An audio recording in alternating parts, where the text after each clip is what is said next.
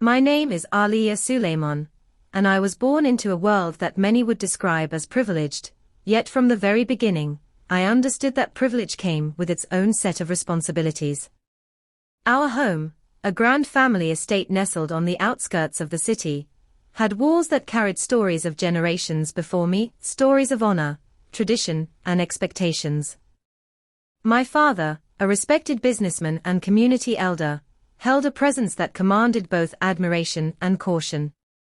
My mother, graceful and quietly strong, was the anchor of our household, guiding the family with a soft but unwavering hand. From an early age, I watched the delicate balance of power, respect, and tradition in our home, and I knew that growing up as a daughter in a family like ours would mean learning to navigate those currents carefully. As a little girl, my days were filled with laughter, learning, and a certain structured elegance. Our mornings began with the soft call of the birds outside the tall windows, and my earliest memories are of sitting at the breakfast table, my mother gently reminding me to be grateful for our blessings.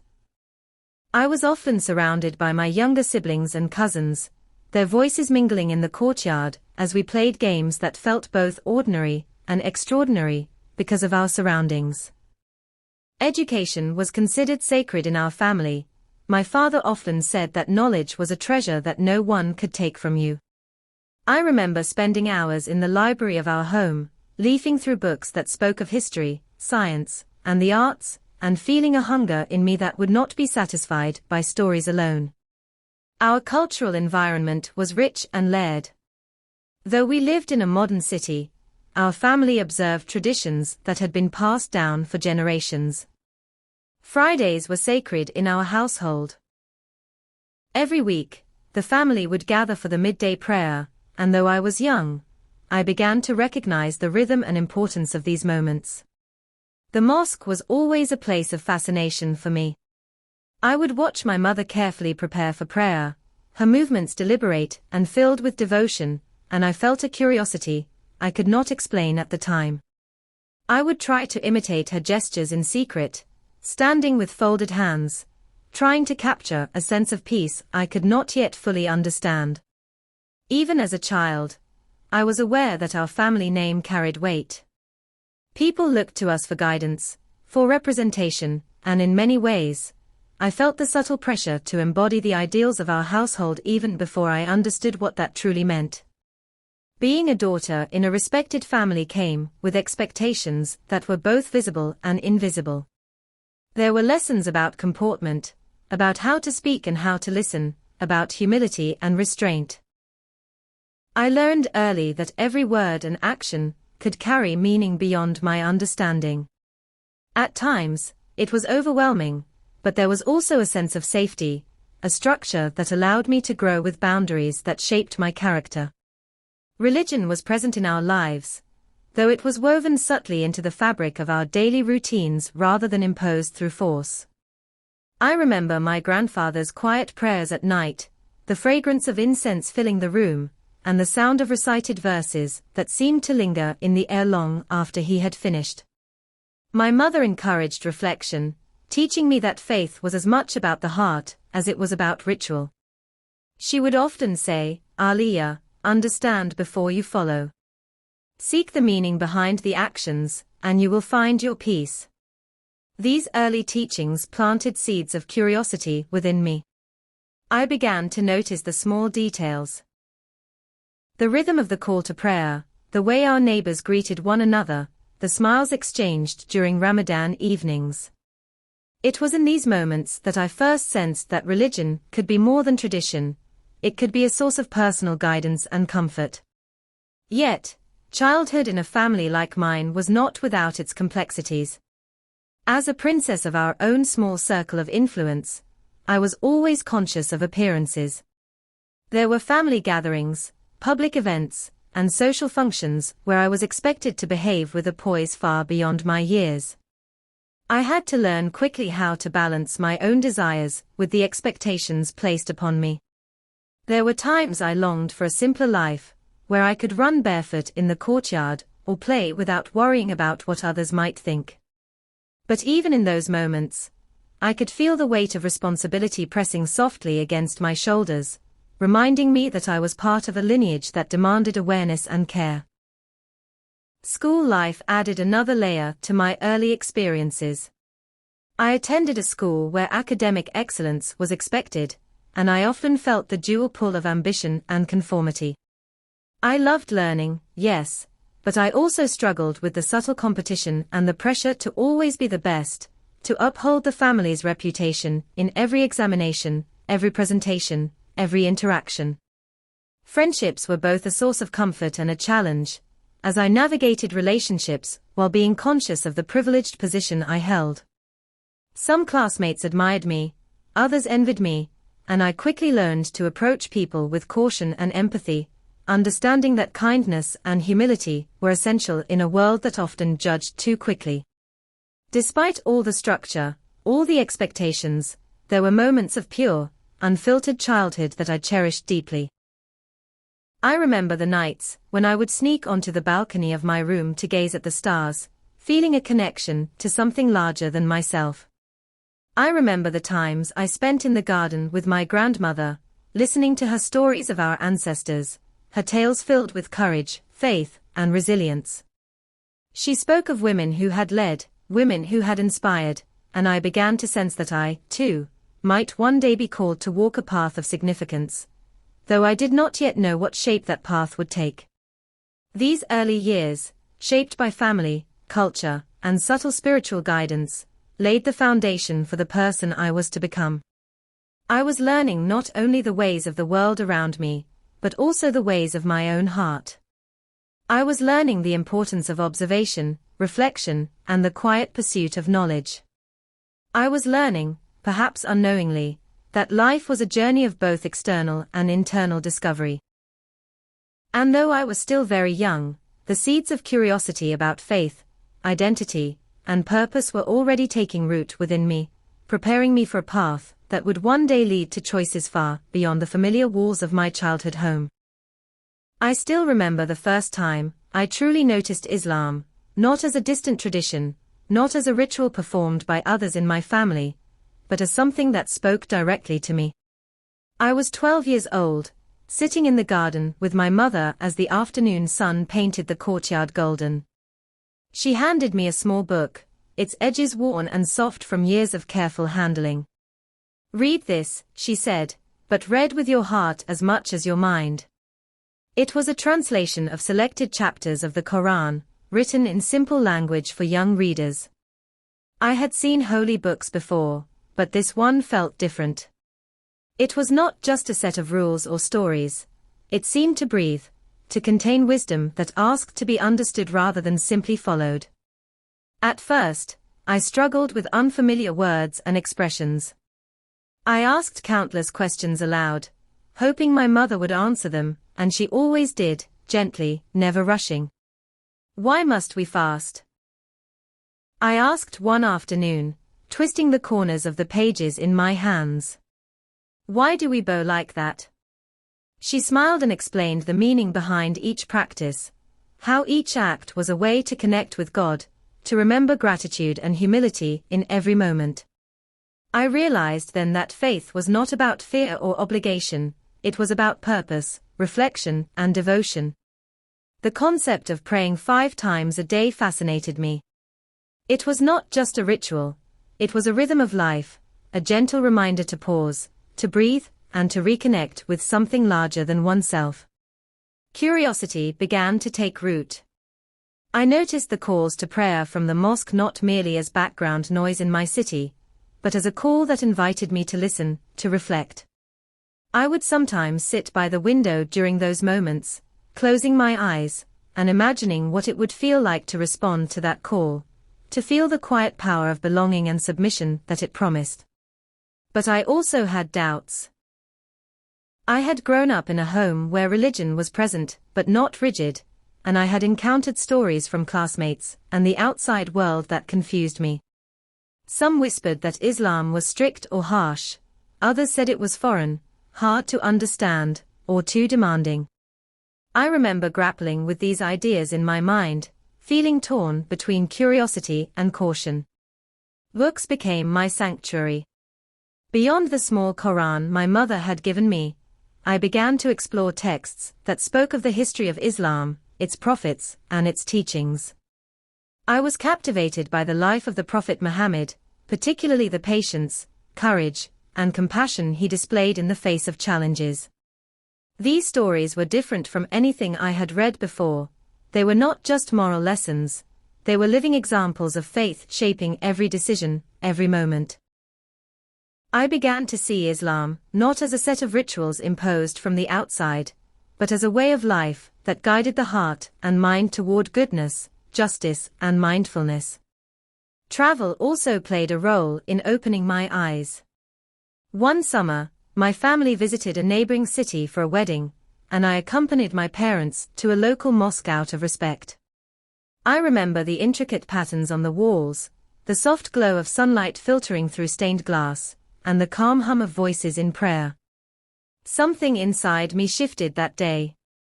The mosque felt alive, not in the grandeur of its architecture, but in the harmony of its community and the sincerity of devotion.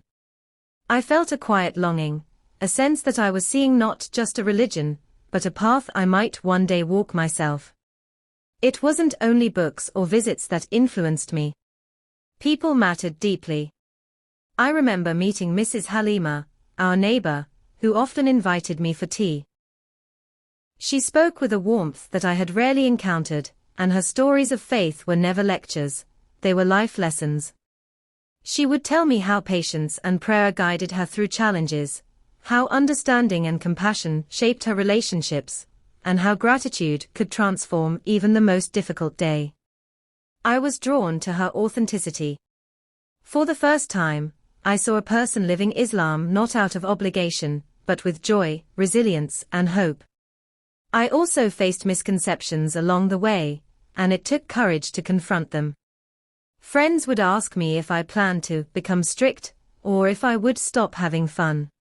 Some suggested that faith would limit me, that it would require me to abandon the things I loved.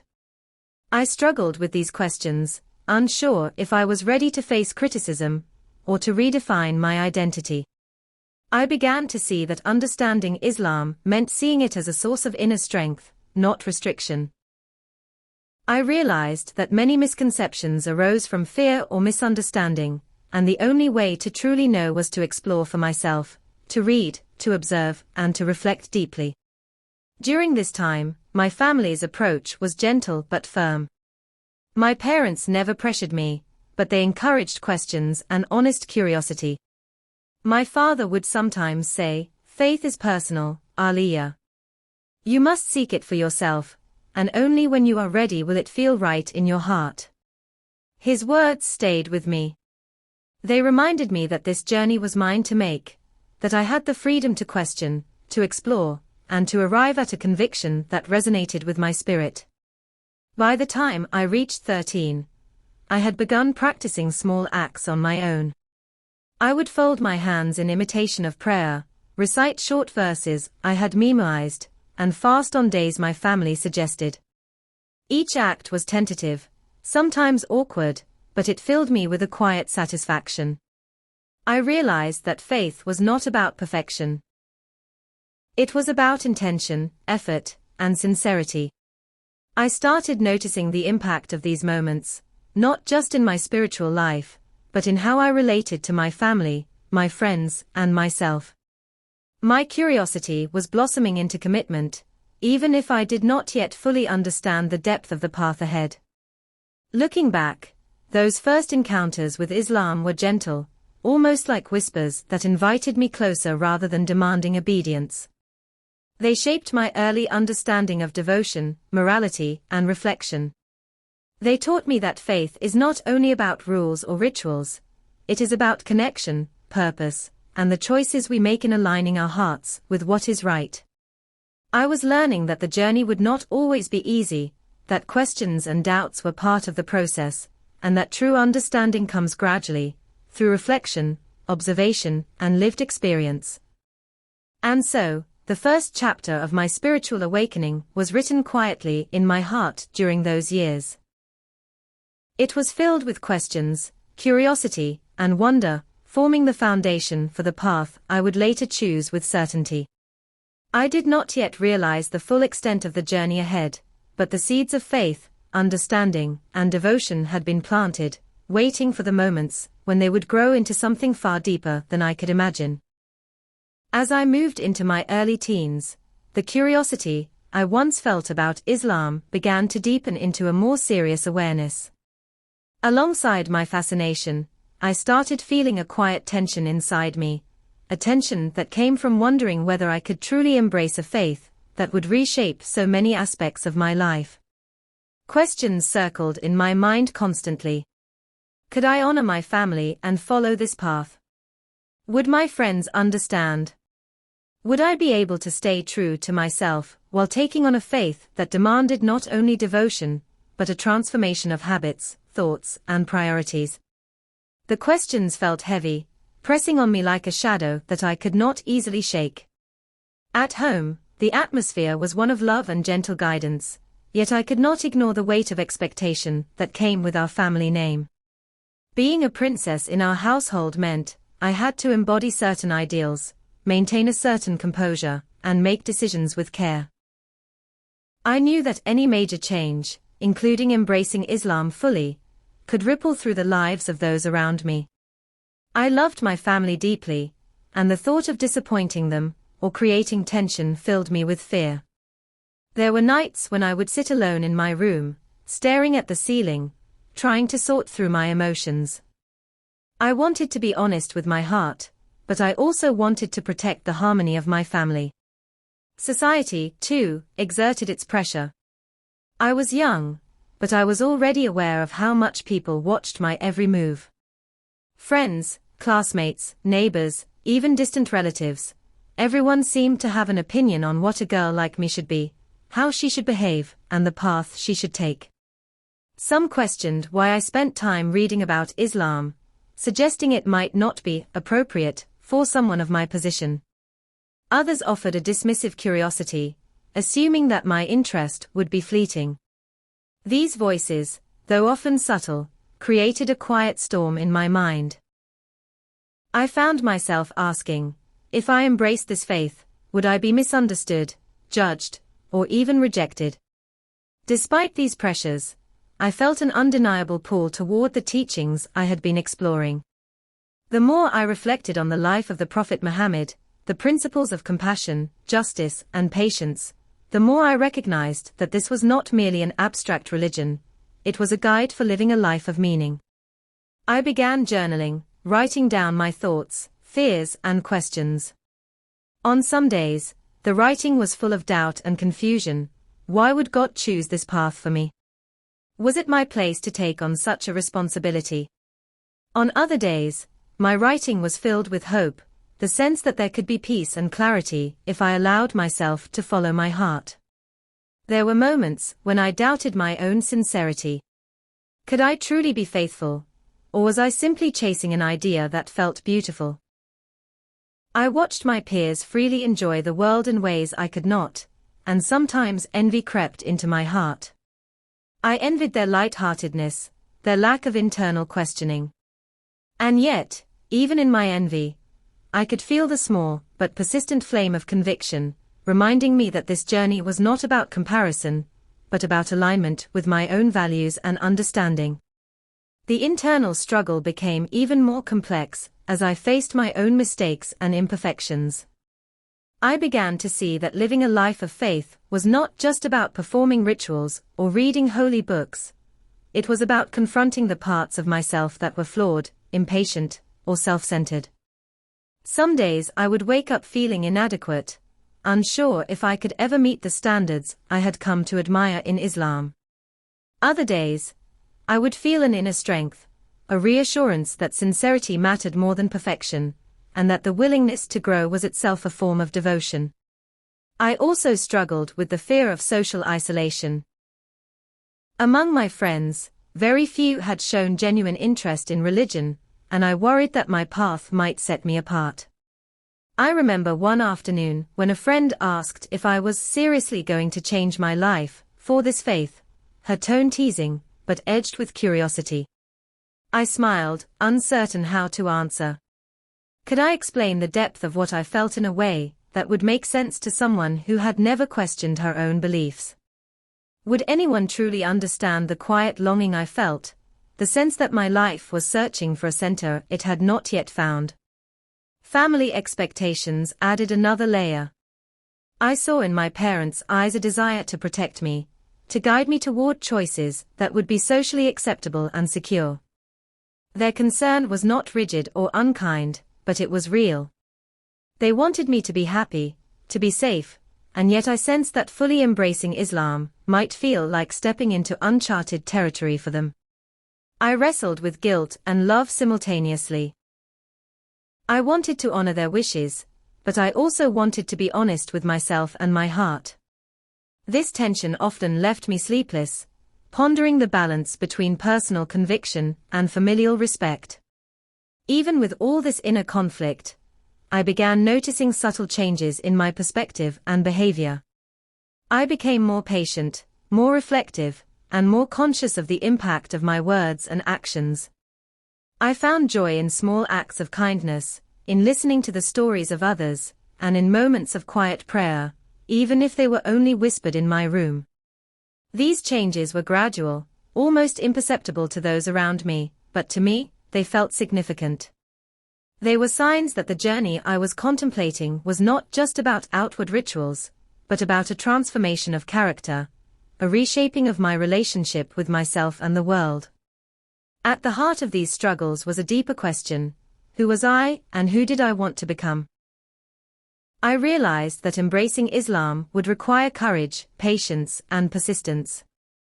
It would require me to face my fears, confront my doubts, and stand firm in the face of uncertainty. And yet, in the quietest corners of my heart, I felt a whisper, a reassurance that this path could lead me to clarity, to peace, and to a sense of purpose I had never known before. I remember many nights when I would sit by the window, the city lights twinkling below, and reflect on my journey. I asked myself, what does it mean to truly believe? What does it mean to surrender, not in fear, but in trust? How do I reconcile my love for my family, my respect for tradition, and my longing for a faith that feels genuine and sustaining? These reflections were sometimes exhausting, but they were also grounding. They reminded me that faith is never a simple answer. It is a lifelong process of learning, questioning, and growing. Through all of these internal conflicts, I slowly began to understand that doubt was not a weakness. Fear was not failure.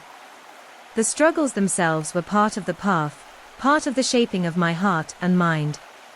Each question, each hesitation, each restless night of reflection was preparing me for the decision I would eventually make, a decision that would not be impulsive or fleeting, but deliberate, heartfelt, and deeply transformative. By the end of these years, I was no longer a child simply curious about Islam. I had become a young girl aware of her heart, her doubts, her longings, and her responsibilities.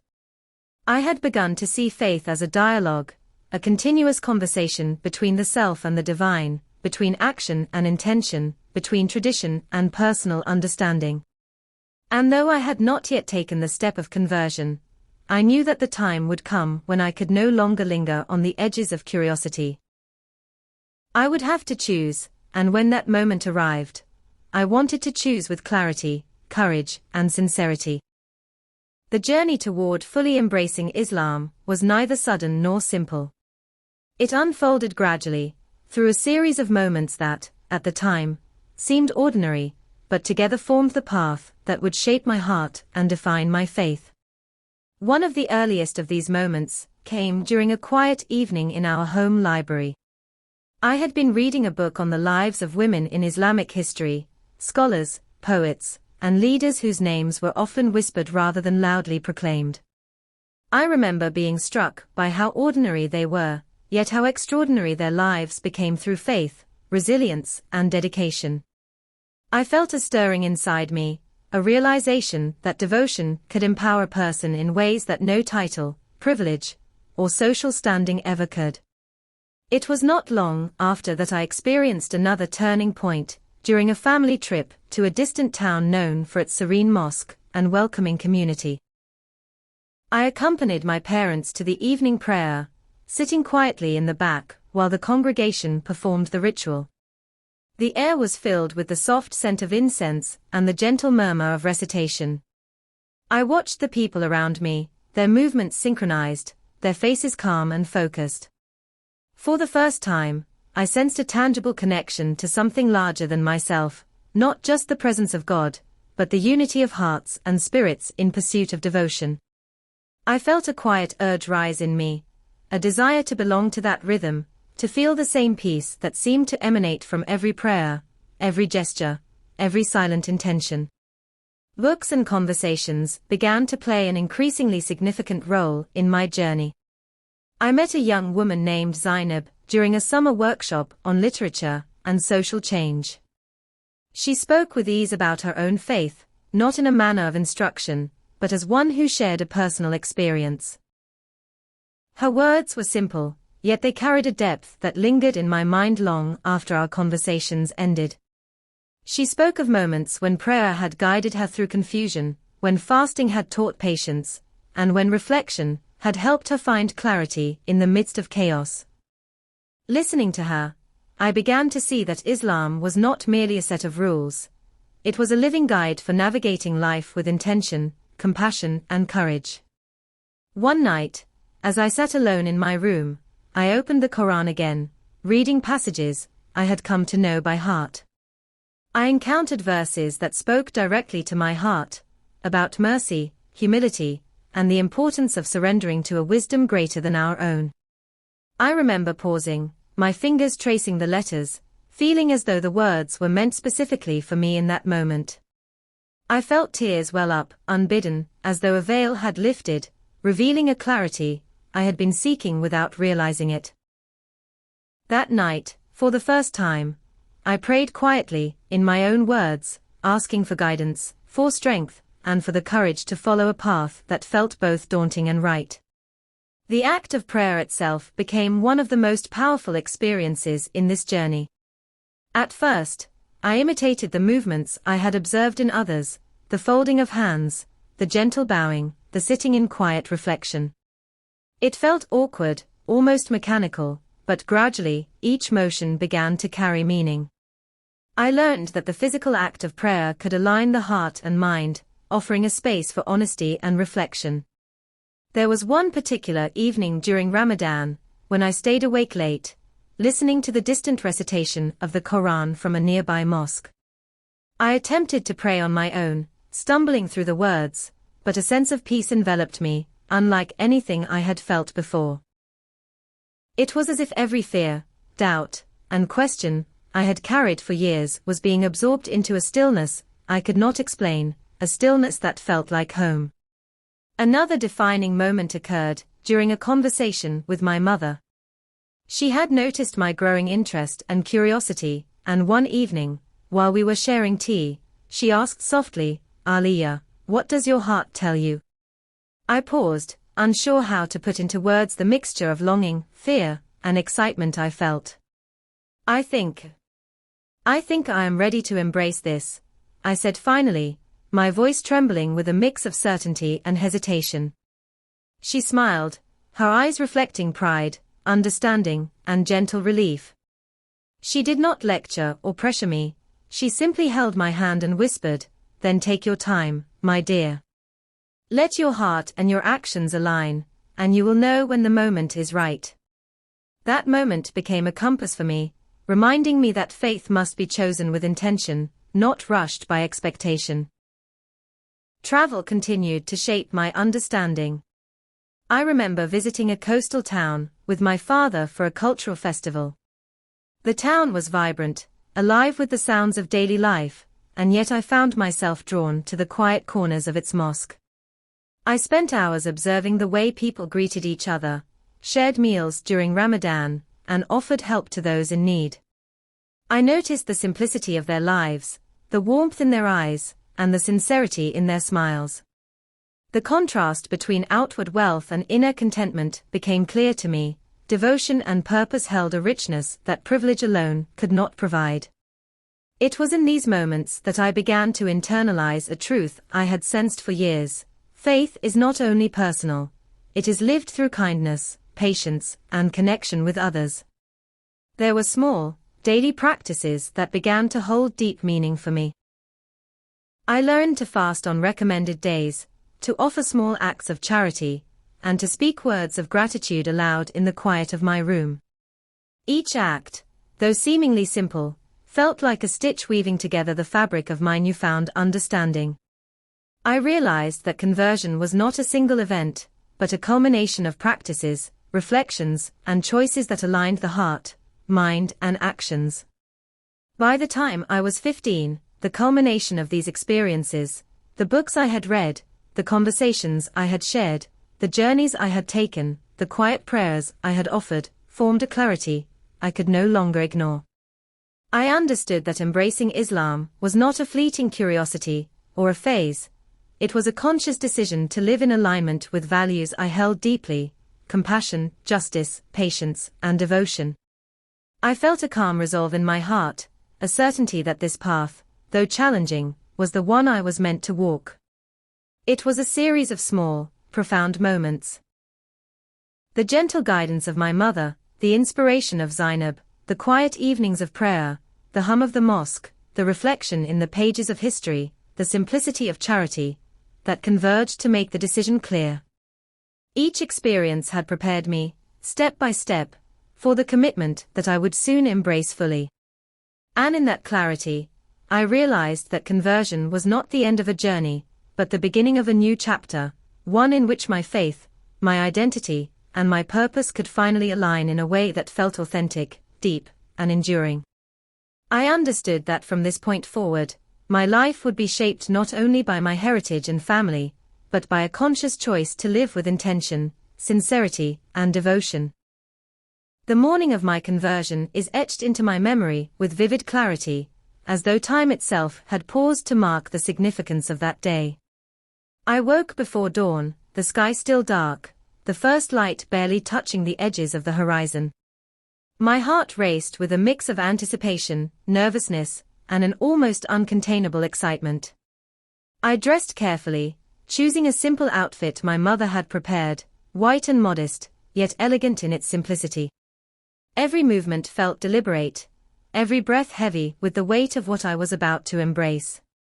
I remember feeling a strange combination of fear and serenity, a tension that both pulled at me and held me steady. The ceremony itself was quiet and intimate, held in the courtyard of our family home. My parents, my grandmother, and a few close relatives were present, their eyes full of love, encouragement, and quiet pride. I stood in front of them, my hands trembling slightly, and recited the Shahada for the first time with deliberate care. I bear witness that there is no God but Allah, and I bear witness that Muhammad is his messenger. The words felt strange at first, unfamiliar on my tongue, yet with each repetition, they began to resonate deeply within me. I could feel my heart expanding with a sense of belonging, of connection, as though a door that had always been in front of me had finally swung open. After the recitation, my mother guided me through the first prayer, explaining each movement with patience and tenderness. I followed her, bowing, kneeling, and sitting, trying to focus on the meaning behind each gesture. There were moments when I felt awkward, when my mind wandered, yet each return to the rhythm of prayer brought me a sense of calm I had never experienced before. It was as if, in that quiet courtyard, the rest of the world had faded, leaving only me, my Creator, and a profound understanding of the journey I had chosen. Family reactions were tender, but not without complexity. My parents smiled and held my hands tightly afterward, whispering words of encouragement. My grandmother's eyes glistened with tears, a mixture of pride and quiet relief. I could sense in them both joy and the subtle apprehension that accompanies witnessing someone take such a transformative step. They had supported me gently throughout my exploration of faith, but now, seeing me commit fully, I understood the depth of their concern, the awareness that this choice would reshape not only my life, but the way our family related to me. Friends and acquaintances reacted with a spectrum of emotions. Some were genuinely curious, asking questions about what it meant, how I felt, and why I had chosen this path. Others seemed unsure, hesitant, or even wary, as though the idea of my transformation challenged their understanding of who I had always been. It was not always easy to explain my motivations, to articulate the mix of spiritual longing, personal reflection, and heartfelt conviction that had led me to this moment. I quickly learned that faith, while deeply personal, could ripple outward, affecting relationships in ways I had not anticipated. Adjusting to my new life was not without challenges. At first, the daily practices felt unfamiliar and demanding. The 5 daily prayers required discipline, and I often struggled to balance them with my schoolwork and family responsibilities. Fasting during Ramadan presented both physical and emotional tests. There were moments of fatigue, moments of impatience, and moments when I questioned whether I was capable of maintaining this level of commitment. Yet each challenge became an opportunity to strengthen my resolve, to practice patience, and to remind myself why I had chosen this path in the first place. I also encountered internal struggles. Old habits and comforts that I had taken for granted now felt incompatible with the life I was trying to live. I had to confront parts of myself, pride, impatience, and restlessness, that were not easily transformed. Some days, I would feel discouraged, questioning whether I could truly embody the values I admired. Yet, in those moments, I found strength in reflection. I reminded myself that transformation was a process, that sincerity mattered more than perfection, and that every small effort counted in the shaping of my faith. Community support became essential. I sought guidance from teachers, family members, and neighbors who had walked the path before me. Their stories, advice, and encouragement reinforced my commitment, offering examples of resilience, balance, and spiritual growth. I learned that faith was not meant to be lived in isolation. It was nurtured in connection with others, in shared experiences, and in the gentle wisdom of those who had traveled similar journeys. One of the most grounding practices during those early months was keeping a journal. I wrote down my experiences, reflections, challenges, and small victories. On days when I struggled, I would read my own words, reminding myself of the reasons I had chosen this path and the clarity I had felt during the ceremony. Writing became a form of prayer, a way to process emotions, and a tool to strengthen my resolve. Over time, the rituals that once felt foreign began to feel natural. The rhythm of daily prayer, the mindful reflection, and the acts of charity became part of my identity. Each small success, each day that I met the practices with sincerity, strengthened my confidence. I realized that faith was less about grand gestures and more about consistency, intention, and humility. I began to understand that challenges were not obstacles, but opportunities to deepen my commitment, to refine my character, and to align my actions with my heart. Even with progress, the road was not always smooth. There were moments of doubt, moments of fatigue, and moments when societal pressures and curiosity from others tested my resolve. Yet in each instance, I returned to the quiet moments of prayer, reflection, and conversation that had guided me to this point. Each act of devotion, no matter how small, became a reaffirmation of the path I had chosen. By the end of those first months, I felt a sense of grounded peace I had not known before. I was learning that conversion was not an endpoint, but a commitment, a living, evolving relationship between my heart, my actions, and my faith. The challenges I faced were real, but so too was the satisfaction, the clarity, and the joy that came from knowing I was walking a path chosen with intention, sincerity, and courage. Looking back, that day of my conversion and the early months that followed taught me some of the most important lessons of my life. That faith is a journey, not a moment. That sincerity matters more than perfection, and that commitment requires both courage and patience.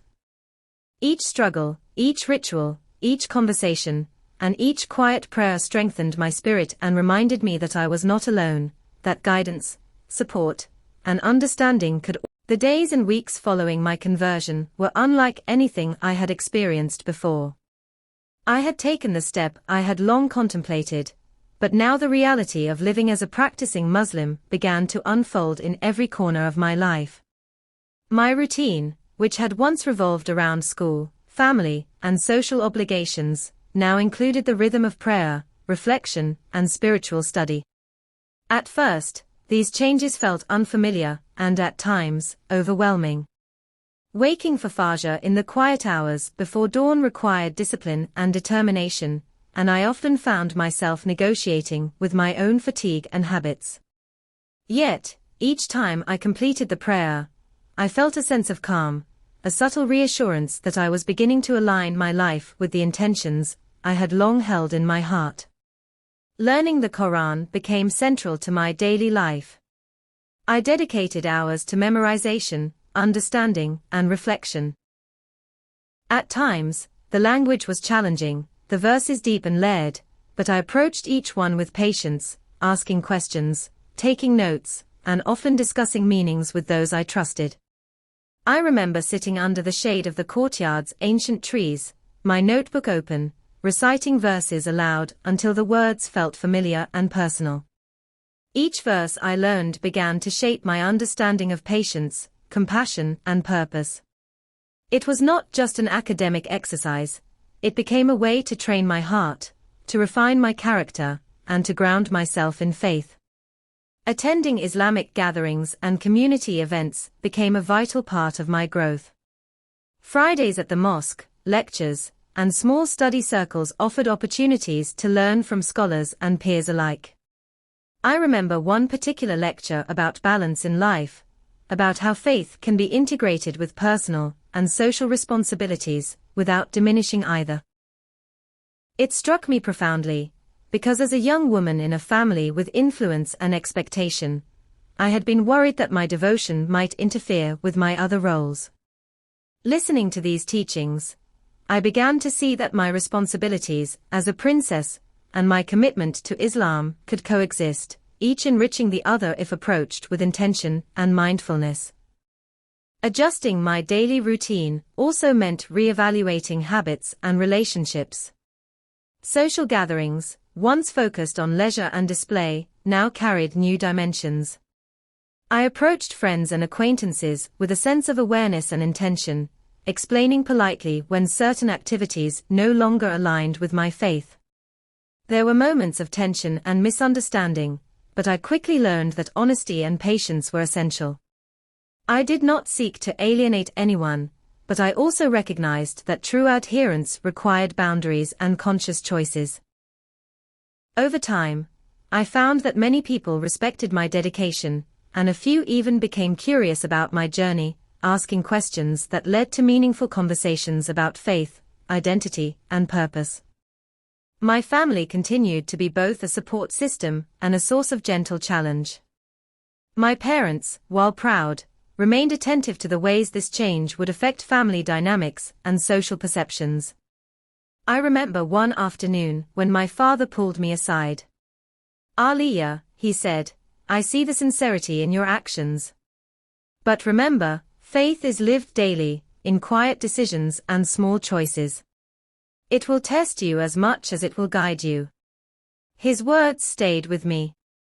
They reminded me that conversion was not a single act, but a continuous journey of aligning intention, behavior, and heart. My mother, ever patient, became my closest confidant.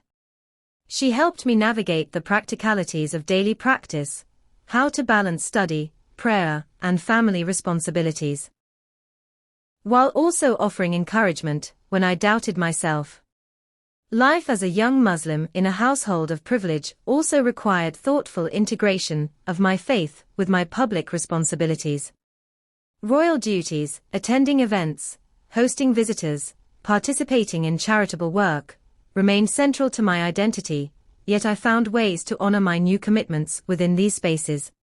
I would find quiet moments to pray before engagements, observe etiquette that reflected my faith, and ensure that my public presence aligned with both family expectations and personal values. Balancing these worlds was challenging, but it also strengthened my resilience, patience, and mindfulness.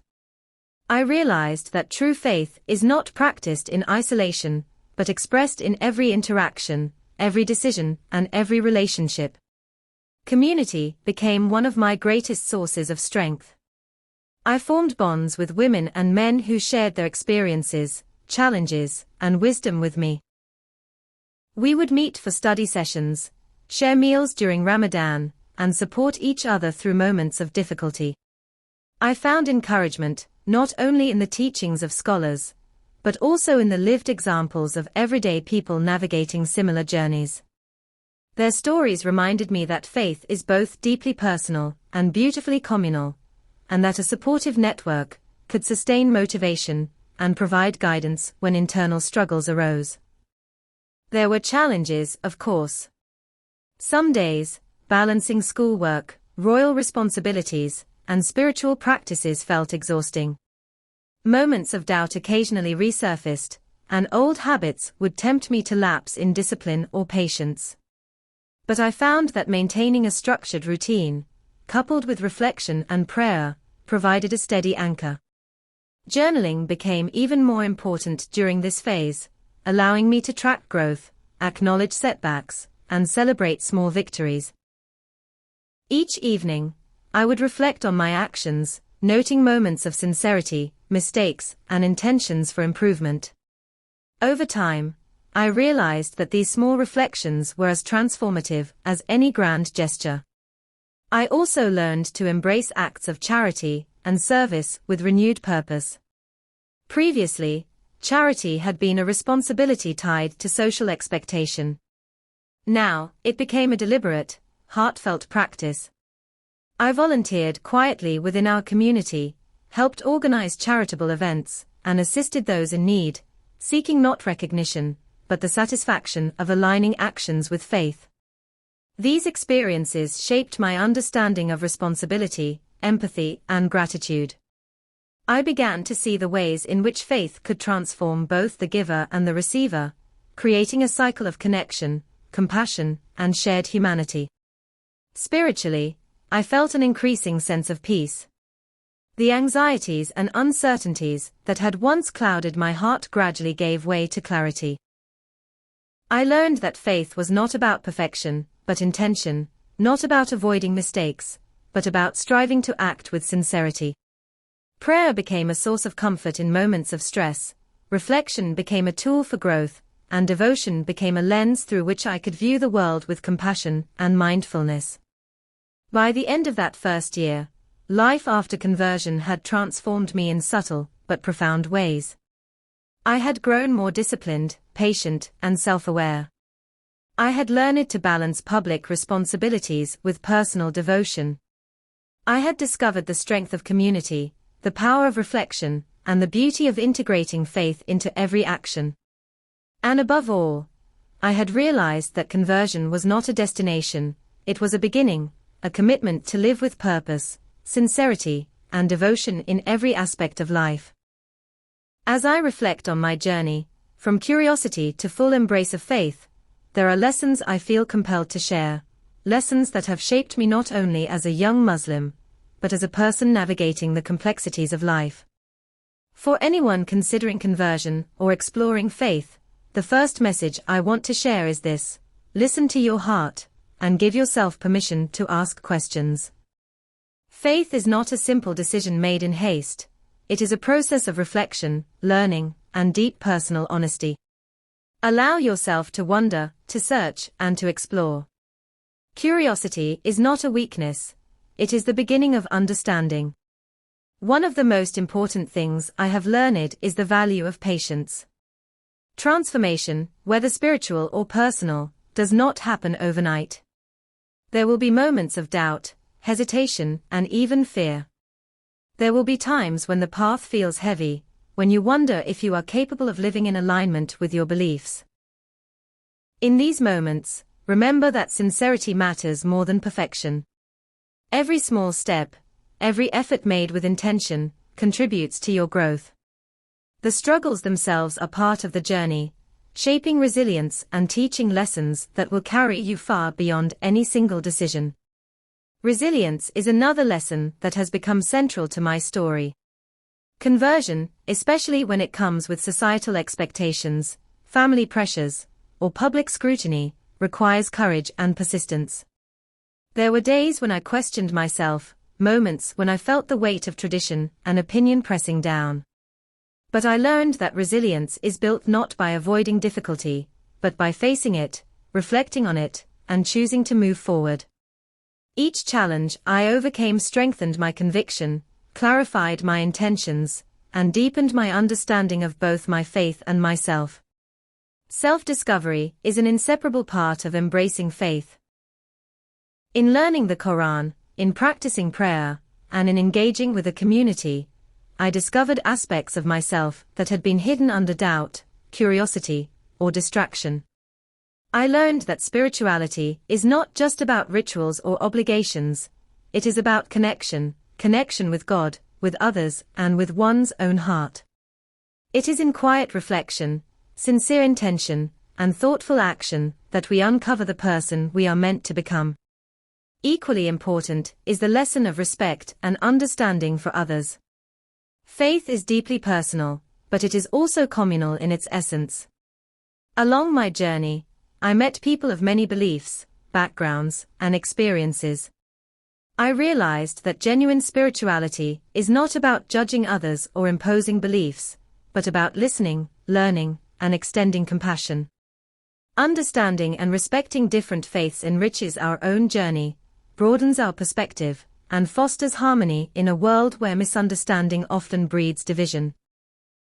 For anyone watching this video who may be hesitant or unsure, I want to encourage you, take your time. Explore with sincerity. Surround yourself with people who support your growth, and seek knowledge from sources that inspire understanding rather than fear. Allow your decisions to be guided by reflection, intention, and honesty. Remember that faith is not a destination, but a lifelong journey, and every step, no matter how small, brings insight, peace, and strength. I also want to share a personal thought that has guided me through both joy and challenge.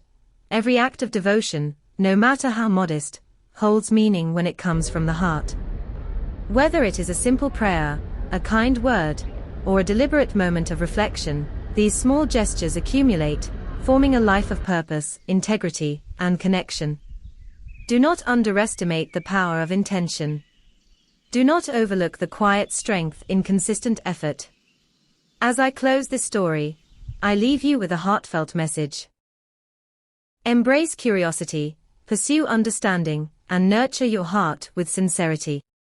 Let your journey be one of growth, resilience, and compassion. And for those of you exploring faith, remember that it is your journey, your questions, and your sincerity that matter most. May you find clarity, peace, and joy in every step you take. I would also like to leave you with a dua, a prayer for guidance and strength. O Allah, guide our hearts, strengthen our resolve, and grant us understanding, patience, and sincerity in every step of our journey. May this reminder accompany you as you navigate life, faith, and self-discovery. If my story has inspired you, encouraged reflection, or sparked curiosity, I invite you to share it, like the video, and subscribe to Mysterious Uplift. Your engagement allows these stories to reach hearts seeking inspiration, connection, and understanding. Together, we can explore journeys of faith, resilience, and self-discovery, and support one another in pursuing lives of meaning, devotion, and compassion.